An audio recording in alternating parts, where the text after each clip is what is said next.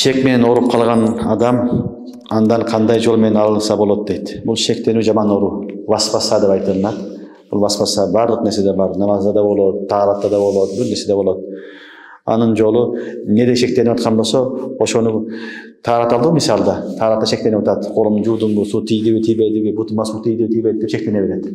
Бир жолу жакшылап жуугандан кийин болду, таза болду, мен тааратым бар деш керек болду. Шайтан тийбей калды, суу жетпей калды десе, ауз биллахи минеш шайтанир ражим. Сол жагына ауз биллахи минеш шайтанир ражим болду. Ал шекке маани бербеш керек. Анан башка нерсе менен алек болуш керек. Аны кайра ойлобош керек. Башка нерсе менен алек болуш керек.